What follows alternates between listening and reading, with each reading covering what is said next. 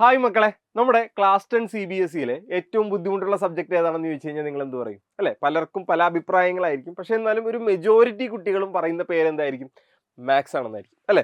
അപ്പോൾ ഈ മാത്സ് ബുദ്ധിമുട്ടാണെന്ന് പറയുന്ന കുട്ടികളുടെ എണ്ണം കൂടുതലാണ്. അപ്പോൾ CBSE മാത്സ് അത്ര ബുദ്ധിമുട്ടാവാതിരിക്കാൻ വേണ്ടി അവരൊരു ക്ലാസിഫിക്കേഷനൊക്കെ നിങ്ങൾക്ക് തന്നിട്ടുണ്ടല്ലേ. അതായത് മാത്സിനെ അവർ ബേസിക്കും സ്റ്റാൻഡേർഡ് എന്നൊക്കെ പറഞ്ഞ് തിരിച്ചിട്ടുണ്ട്.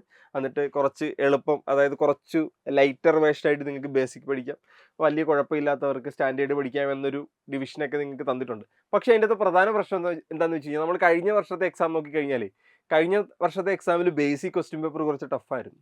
അപ്പോൾ ബേസിക് ആണെങ്കിൽ പോലും എക്സാം ടഫായി വരുന്നുണ്ട്.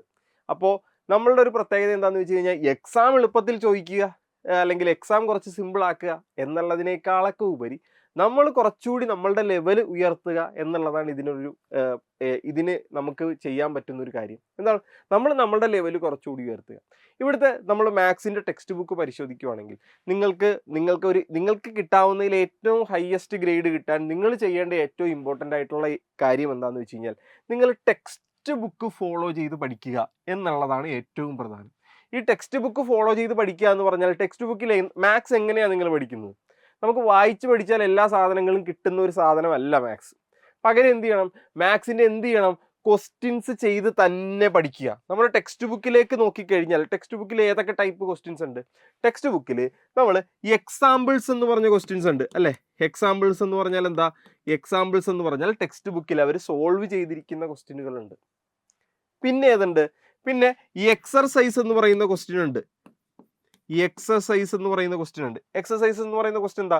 അതായത് നിങ്ങൾക്ക് ചെയ്യാൻ വേണ്ടി ക്വസ്റ്റ്യനുകൾ കൊടുത്തിട്ടുണ്ട്. ഓരോ ടോപ്പിക് കഴിയുമ്പോഴും അതിൻ്റെ ഓരോ എക്സസൈസുകളുണ്ട്. ഇപ്പോൾ ഒരു 1.1, 1.2, 1.3 അങ്ങനെ ഓരോ ക്വസ്റ്റ്യനുകൾ ഉണ്ടാവും.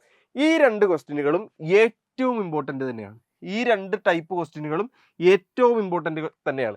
ഒരു ക്വസ്റ്റ്യൻ്റെ ഒരു ബേസിക് ഐഡിയ ഒരു ചാപ്റ്ററിൻ്റെ ബേസിക് ഐഡിയ മനസ്സിലാക്കി കഴിഞ്ഞാൽ നിങ്ങൾ അടുത്തതായിട്ട് ഉടനെ കടക്കേണ്ടത് ക്വസ്റ്റ്യൻസിലേക്കാണ്. ക്വസ്റ്റ്യൻസിൻ്റെ എക്സാമ്പിൾസ് എല്ലാം നിങ്ങൾക്ക് ചെയ്യാൻ പറ്റുന്നുണ്ടോ, എക്സസൈസുകളെല്ലാം നിങ്ങൾക്ക് ചെയ്യാൻ പറ്റുന്നുണ്ടോ എന്ന് നോക്കുക. അങ്ങനെ നോക്കിക്കഴിഞ്ഞാൽ നിങ്ങൾ സെറ്റാണ്. ഇത് നോക്കിക്കഴിഞ്ഞാൽ ഏറ്റവും അവസാനം നിങ്ങൾക്ക് എന്താണ്? മിസലേനിയസ് എക്സസൈസ് എന്നും പറഞ്ഞൊരു ചെറിയ എക്സാമ്പിൾസ് കൂടി കിടപ്പുണ്ട്. ഇതെല്ലാം കഴിഞ്ഞ് നിങ്ങൾക്ക് അതുകൂടി ഒന്ന് ട്രൈ ചെയ്ത് നോക്കാവുന്നതാണ്.